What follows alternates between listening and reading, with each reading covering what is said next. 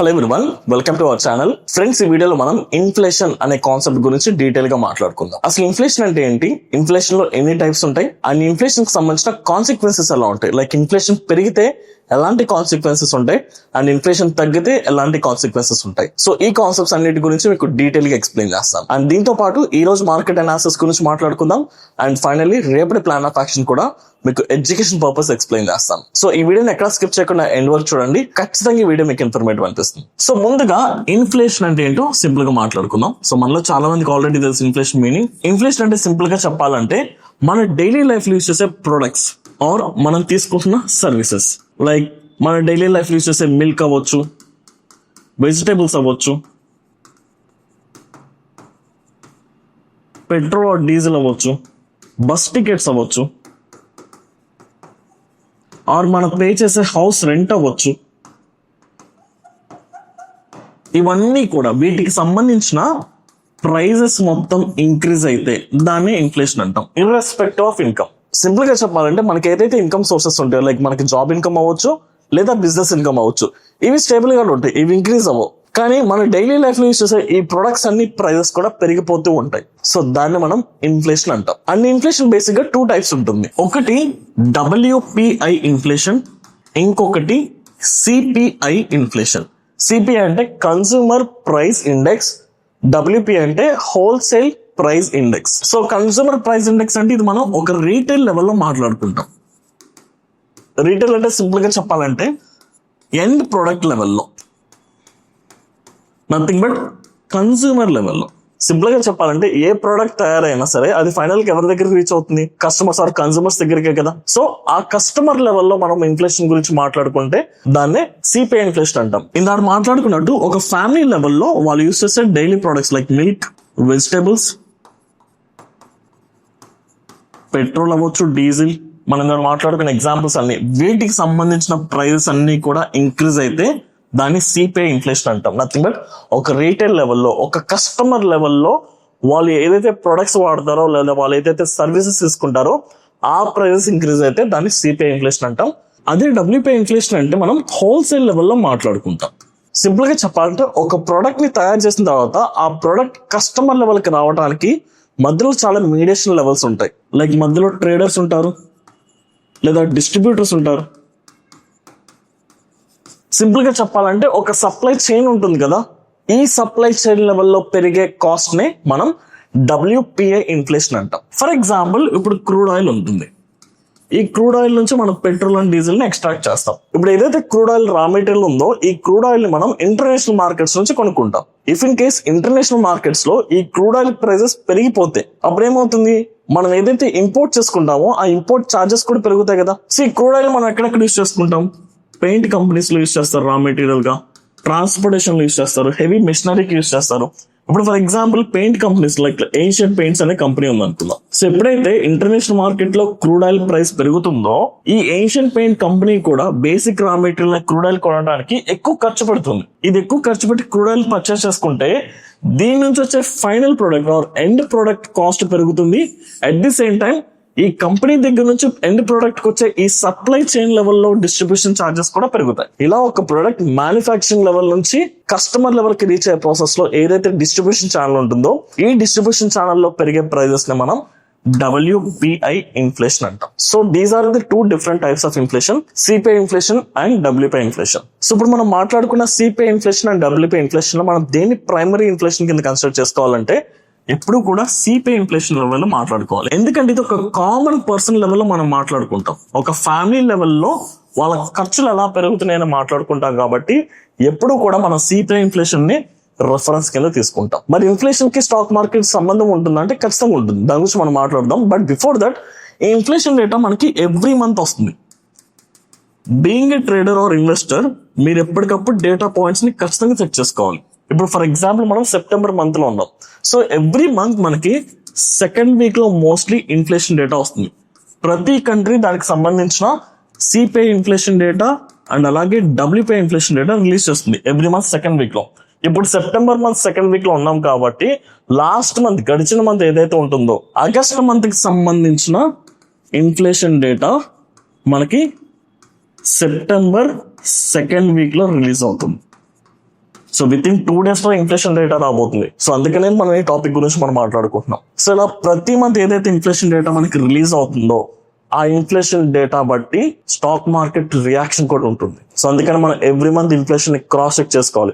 Every month CPI inflation ఎలా increase అవుతుంది లేదా ఎలా డిక్రీజ్ అవుతుంది, డబ్ల్యూపీఐ ఇన్ఫ్లేషన్ ఎలా ఇంక్రీజ్ అవుతుంది ఎలా డిక్రీజ్ అవుతుంది, అండ్ దీని కాన్సిక్వెన్స్ ఎలా ఉండబోతుందో కూడా మనం అర్థం చేసుకోవాలి. సో ఇప్పటి వరకు మనకి ఇన్ఫ్లేషన్ అంటే ఏంటి, ఇన్ఫ్లేషన్ లో టైప్స్ అంటే మనం చూసుకున్నాం, అది ఎప్పుడెప్పుడు రిలీజ్ అవుతుందో కూడా చూసుకున్నాం. మరి ఇన్ఫ్లేషన్ సంబంధించిన కాన్సిక్వెన్సెస్ ఎలా ఉంటాయో కూడా చూసుకుందాం. సో ఇప్పుడు ఇన్ఫ్లేషన్ మనకు ఉన్న పాసిబిలిటీస్ ఏంటి, ఐదర్ ఇన్ఫ్లేషన్ ఇంక్రీజ్ అవ్వచ్చు, ఇంక్రీజ్ అయితే దీని ప్రభావం ఎలా ఉంటుంది, లేదా డిక్రీజ్ అవ్వచ్చు, డిక్రీజ్ అయితే దీని ప్రభావం ఎలా ఉంటుందో డీటెయిల్ గా మాట్లాడుకుందాం. సో ఎప్పుడైతే ఇన్ఫ్లేషన్ ఇంక్రీజ్ అవుతుందో, నథింగ్ బట్ ఎప్పుడైతే ఒక కామన్ పర్సన్ అతను డైలీ లైఫ్ లో యూజ్ చేసే ప్రొడక్ట్స్ యొక్క ప్రైజెస్ పెరుగుతాయో అప్పుడు ఆ ఇన్ఫ్లేషన్ ని కంట్రోల్ చేయడానికి, బికాస్ కామన్ పర్సన్ కి ఇన్ఫ్లేషన్ పెరుగుతుంది, నథింగ్ బట్ అతను డైలీ లైఫ్ లో యూజ్ చేసే ప్రొడక్ట్స్ యొక్క ఖర్చులు పెరుగుతున్నాయి అంటే అది అతనికి చాలా పెద్ద భారమే కదా. అది ఏ పర్సన్ కి మంచి పాజిటివ్ సైన్ కాదు, అది ఖచ్చితంగా ఒక నెగిటివ్ ఇంపాక్ట్. కాబట్టి ఆ ఇన్ఫ్లేషన్ కంట్రోల్ చేయడానికి సెంట్రల్ బ్యాంక్, ఇప్పుడు మనకి సెంట్రల్ బ్యాంక్ ఏంటిది, ఆర్బీఐ కొన్ని నెసరీ ప్రికాషన్స్ తీసుకుంటుంది. ఈ ఆర్బీఐ ఏం చేస్తుందంటే ఎప్పుడైతే ఇన్ఫ్లేషన్ పెరుగుతుందో ఈ పెరుగుతున్న ఇన్ఫ్లేషన్ ని తగ్గించడానికి రెపో రేట్స్ ని తగ్గిస్తుంది, రెపో రేట్స్ ని ఇంక్రీజ్ చేస్తుంది.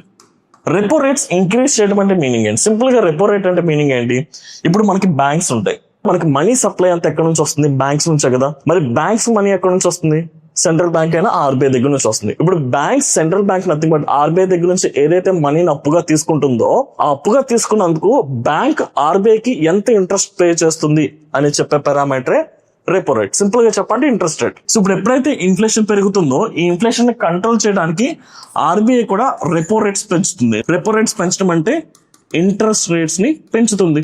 ఇంట్రెస్ట్ రేట్స్ పెరుగుతాయి అంటే దాని మీనింగ్ ఏంటి, ఈ బ్యాంక్స్ ప్రొవైడ్ చేసే మనకి పర్సనల్ లోన్స్ అవ్వచ్చు, బిజినెస్ లోన్స్ అవ్వచ్చు, హోమ్ లోన్స్ అవ్వచ్చు, వెహికల్ లోన్స్ అవ్వచ్చు, వీటన్నిటికి సంబంధించిన ఇంట్రెస్ట్ కూడా పెరుగుతుంది కదా. మరి ఎప్పుడైతే ఇంట్రెస్ట్ పెరుగుతాయో, ఎప్పుడైతే వడ్డీలు పెరుగుతాయో పీపుల్ ఈజీగా లోన్స్ తీసుకుంటారా, తీసుకోరు కదా. సో లోన్ గ్రోత్ కూడా తగ్గుతుంది. సో ఎప్పుడైతే లోన్ గ్రోత్ తగ్గుతుందో, ఎప్పుడైతే పీపుల్ లోన్స్ తీసుకోవడం తగ్గిస్తారో దాని ప్రభావం దేని మీద పడుతుంది, స్పెండింగ్ పవర్ ఏదైతే ఉంటుందో ఈ స్పెండింగ్ పవర్ కూడా తగ్గుతుంది. సో పీపుల్ ఎక్కువగా డబ్బుల్ని ఖర్చు చేయడం అనేది చేయరు. సింపుల్ గా చెప్పాలంటే మనీ సప్లైని టైట్ చేస్తున్నారు ఇక్కడ. అంటే మనీని ఇష్టం వచ్చినట్టు పీపుల్ దగ్గరికి రానివ్వట్లేదు లోన్స్ ద్వారా, at the same time people కూడా మనీని ఇష్టం వచ్చినట్టు ఖర్చు కూడా చేయరు. సో ఇలా మనీ సప్లైని టైట్ చేసినప్పుడు ఎప్పుడైతే స్పెండింగ్ పవర్ తగ్గిపోతుందో ఆటోమేటిక్ గా ప్రొడక్ట్స్ కి డిమాండ్ తగ్గిపోతుంది. డిమాండ్ తగ్గిపోయిందంటే ఆబ్వియస్లీ ప్రైసెస్ పడిపోతాయి. So this is the consequences. So inflation పెరిగిన ప్రతిసారి సెంట్రల్ బ్యాంక్ అయిన ఆర్బీఐ ఇంట్రెస్ట్ రేట్లు పెంచుతుంది. ఇంట్రెస్ట్ రేట్లు పెంచితే లోన్ గ్రోత్ తగ్గిపోతుంది.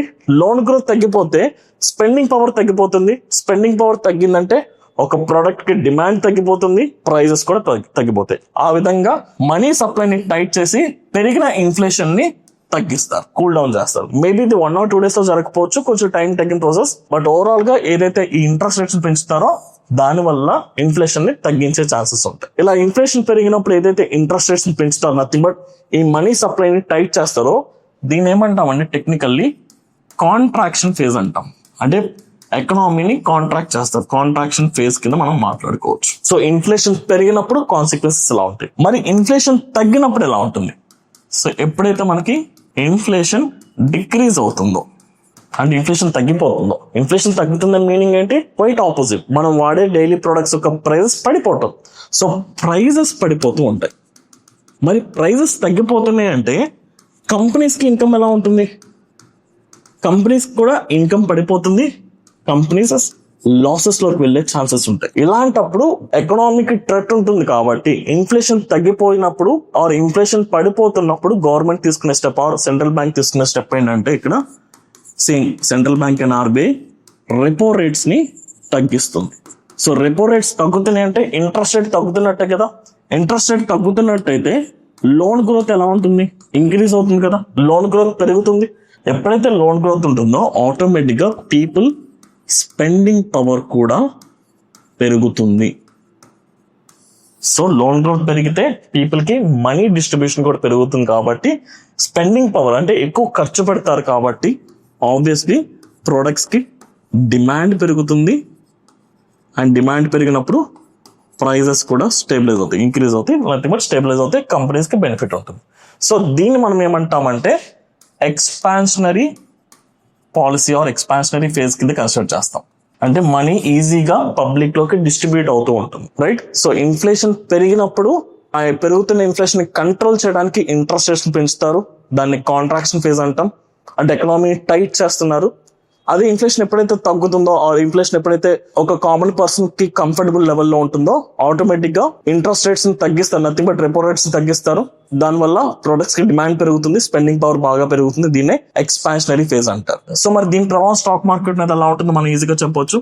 సో ఎప్పుడైతే ఇన్ఫ్లేషన్ ఇంక్రీజ్ అవుతుందో it directly impacts interest rates పెరుగుతాయి మనకి.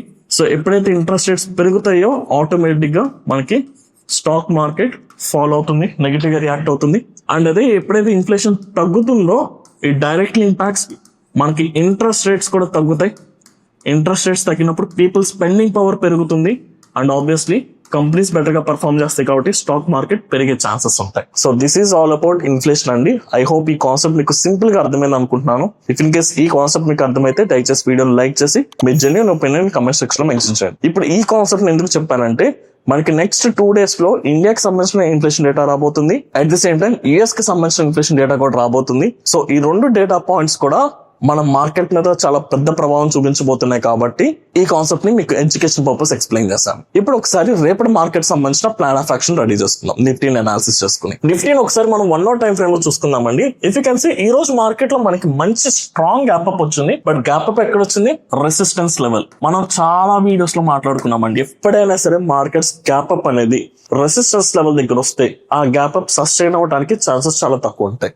మీరు కావాలి ఒకసారి ప్రీవియస్ వీక్ లో చూడండి, ప్రీవియస్ స్వింగ్స్ దగ్గర మనకి ప్రీవియస్ గా కూడా మార్కెట్ ఎప్పుడైతే జిఎస్టీకి సంబంధించిన పాజిటివ్ అప్డేట్ వచ్చిందో మార్కెట్ ఆల్మోస్ట్ రెసిస్టెన్స్ లెవెల్ కి గ్యాప్ అప్ దగ్గర జరిగింది. సో అక్కడ నుంచి మార్కెట్ కన్సిస్టెంట్ గా కరెక్షన్ వచ్చేసింది.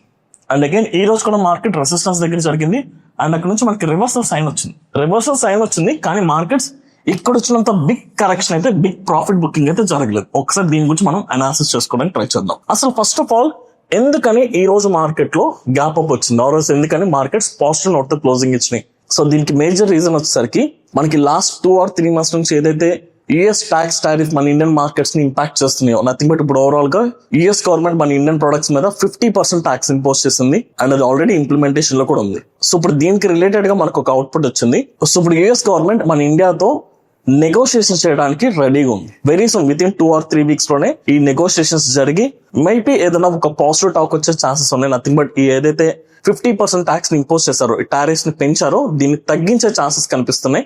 సో దాని ప్రభావం వల్ల, దాని న్యూస్ అవుట్పుట్ వల్ల మనకి ఈ రోజు మార్కెట్ లో మంచి గ్యాప్ అప్ వచ్చింది. సో ఇప్పుడు దీని తగ్గట్టుగా మనం రేపటి ప్లాన్ ఆఫ్ యాక్షన్ ఎలా చేసుకోవాలో ఒకసారి చూద్దాం. సో మార్కెట్ గ్యాప్ అప్ వచ్చింది, బాగానే ఉంది. మార్కెట్ రివర్సల్ కూడా జరిగింది కానీ బిగ్ లెవెల్ లో ప్రాఫిట్ బుకింగ్ ఏం జరగలేదు. ఒక్కసారి దీన్ని బేస్ చేసుకుని మాక్సిమం ఇంపార్టెంట్ లెవెల్స్ చూసుకుందామండి. సో మార్కెట్ గ్యాప్ అప్ ఏదైతే ఇప్పుడు గ్యాప్ ఉందో ఈ గ్యాప్ ని ఫిల్ చేసే ప్రాసెస్ లో మార్కెట్ ఒక క్రూషియల్ సపోర్ట్ దగ్గరికి అయితే వచ్చింది, 24,900. ఎందుకని క్రూషియల్ సపోర్ట్ అంటానంటే లాస్ట్ 2-3 days నుంచి కూడా ఈ లెవెల్ దగ్గర మీకు చాలా హైయెస్ట్ ఓపెన్ ఇంట్రెస్ట్ చూసాం, కాల్ సైడ్. సో అది స్ట్రాంగ్ రెసిస్టెన్స్ కింద వర్కౌట్ అయింది అండ్ గ్యాప్ అప్ వచ్చిన తర్వాత మార్కెట్ అక్కడ వరకు వచ్చి సపోర్ట్ తీసుకుని మళ్ళీ బౌన్స్ బ్యాక్ అయింది. కాబట్టి రేపటి మార్కెట్ కి నేను 24,900 ని ఒక స్ట్రాంగ్ సపోర్ట్ కింద కన్సిడర్ చేసుకుంటున్నాను. And at the same time 25,000 మనకి లాస్ట్ 2-3 days నుంచి కూడా రెసిస్టెన్స్ కింద మాట్లాడుకుంటున్నాం అండ్ ఈ రోజు ఎగ్జాక్ట్ రెసిస్టెన్స్ కింద వర్కౌట్ అయింది. మార్కెట్ అక్కడ స్లైట్ బ్రేక్అవుట్ అండ్ ట్రై చేసి మళ్ళీ బ్యాక్ టు రీజన్ వచ్చేసింది. కాబట్టి ఇక్కడ ఏదైతే బ్రేక్అవుట్ వచ్చిందో మనం దీన్ని ఫెయిల్యూర్ కింద కన్సిడర్ చేసుకుందాం. బ్రేక్అవుట్ ఫెయిల్యూర్ జరిగింది కాబట్టి so for time being 25,000 level కూడా ఇప్పటికీ ఇది ఒక రెసిస్టెన్స్. సో 24,900 మీకు ఇమీడియట్ గా సపోర్ట్ ఉంది, 25,000 మీకు ఇమీడియట్ గా రెసిస్టెన్స్ ఉంది. సో రేపటి ప్లాన్ ఆఫ్ యాక్షన్ చాలా సింపుల్. సో ఈ రేంజ్ బ్రేక్అవుట్ బట్టి ట్రేడ్ చేసుకుంటే ఖచ్చితంగా డైరెక్షన్ క్లారిటీ వచ్చేస్తుంది. సో ఒకవేళ ఈ రోజు ఇంట్రాడేలో బట్ 24,900 డౌన్ సైడ్ బ్రేక్ అయింది అనుకోండి, already market recent swing and resistance reach అయింది కాబట్టి మనం ప్రాఫిట్ బుకింగ్ ఇనిషియేషన్ ప్రాసెస్ కింద కన్సిడర్ చేసుకుని ఇక్కడ మన షార్టింగ్ ఆపర్చునిటీస్ రెడీ చేసుకోవచ్చు. లేదు అనుకుంటే 25,000 కనుక బ్రేక్ చేస్తుందంటే సో మార్కెట్స్ లో మనం ఫర్దర్ గా ర్యాలీ ఎక్స్పెక్ట్ చేయొచ్చు. సో ఏం చేయాలనుకున్నా ఈ 100 పాయింట్స్ రేంజ్ ని అవాయిడ్ చేసుకుంటే బెటర్. కానీ ఆప్షన్ చైన్ అనాలిసిస్ బట్టి మనకి ఏం చెప్తుంది అంటే 25,000 స్ట్రైక్ దగ్గర నీకు call side and put side exact equal open interest ఉంది.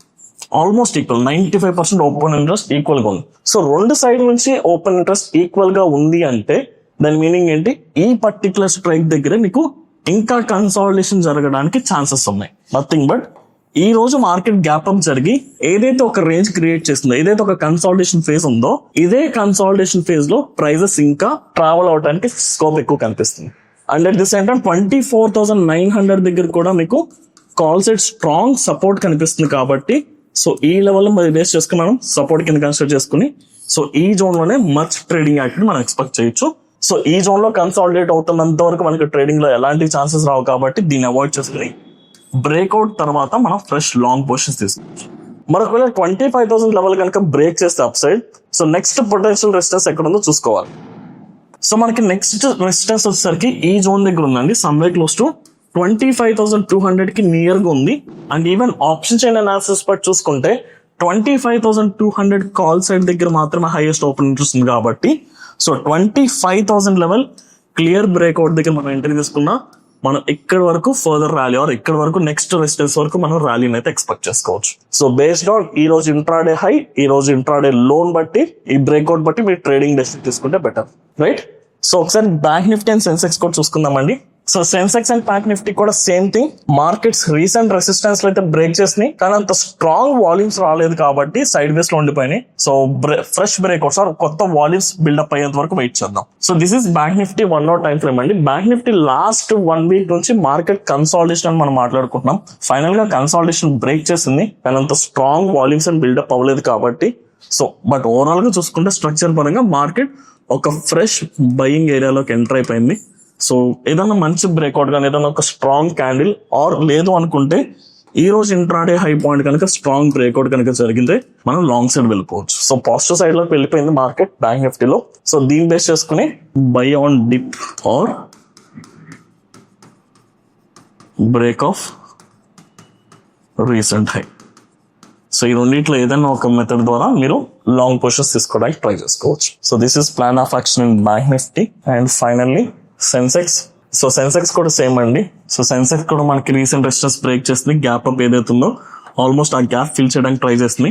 సో ఫర్ టైమ్ బింగ్ 81,200 మనకి స్ట్రాంగ్ సపోర్ట్ సెన్సెక్స్ లో. అంటే రేపు మనకి వీక్లీ ఎక్స్పైరీ ఉంది కాబట్టి లెవెల్స్ కూడా కొంచెం కేర్ఫుల్ గా ప్లాన్ చేసుకోండి. And 81,600 will be the resistance. So మనం ఈ ఫేజ్ లో అంటే ఇప్పుడు పాజిటివ్ సెంటిమెంట్ ఎస్టాబ్లిష్ అయింది కాబట్టి ఇప్పుడు మార్కెట్ లైక్ ఏదైతే ఈ రోజు ఇంట్రాడే లో పాయింట్ ఉందో it self will be the మనకి లాంగ్ పొజిషన్ తీసుకోవడానికి బెస్ట్ ఏరియా. లేదు అనుకుంటే క్లియర్ గా ఈ బ్రేక్అవుట్ దగ్గర తీసుకోవడానికి ట్రై చేయండి. ఓన్లీ 2 levels దగ్గర లైక్ 81,200 ఆర్ 81,600 దగ్గర మాత్రమే ట్రేడ్ ఎగ్జిక్యూట్ చేసుకోవడానికి ట్రై చేయండి. కొంచెం ఎక్కువ విన్నింగ్ ప్రాబబిలిటీ దొరుకుతుంది. సో ఓవరాల్ గా చూసుకుంటే ఈ రోజు మార్కెట్స్ కొంచెం పాజిటివ్ గా రియాక్ట్ అని ఆల్మోస్ట్ అన్ని సెక్టార్స్ లో కూడా స్ట్రాంగ్ పాజిటివ్ సెంటిమెంట్ విట్నెస్ చేస్తాం. సో దీన్ని బేస్ చేసుకునే రేపటి మార్కెట్స్ లో కూడా మనం న్యూట్రల్ నుంచి పాజిటివ్ సైడ్ ప్లాన్ చేసుకుందాం. సో ఈ రోజు హై పాయింట్ అండ్ ఈ రోజు లో పాయింట్ ఏదైతే ఉందో ఈ రేంజ్ లో ఉన్నంత వరకు కూడా మనం ఎలాంటి ఆప్షన్ బయింగ్ చేయడానికి ట్రై చేయొద్దు. బికాస్ ఇదే రేంజ్ లో కన్సాలిడేషన్ ఇంకా కంటిన్యూ అవుతుంది. ఈ రేంజ్ బ్రేక్అవుట్ బట్టి మీరు ఫర్దర్ ట్రేడింగ్ డెసిషన్స్ తీసుకుంటే better. So that's it guys. I hope ఈ వీడియో మీకు డీటెయిల్ గా అర్థమైంది అనుకుంటున్నాను. ఇన్ఫ్లేషన్ కాన్సెప్ట్ మీకు అర్థమైంది అనుకుంటున్నాను. At the same time analysis concept కూడా అర్థమైంది అనుకుంటున్నాను. ఇఫ్ ఇన్ కేస్ మీకు కనుక మా ఎఫర్ట్స్ నచ్చినట్లయితే, మా ఎఫర్ట్స్ ఖచ్చితంగా మీకు ఏదో రకంగా హెల్ప్ అవుతుంది అనిపిస్తే దయచేసి వీడియోని లైక్ చేసి మీ జెన్యూన్ ఒపీనియన్ ని కమెంట్ సెక్షన్ లో మెన్షన్ చేయడానికి ట్రై చేయండి. Thank you.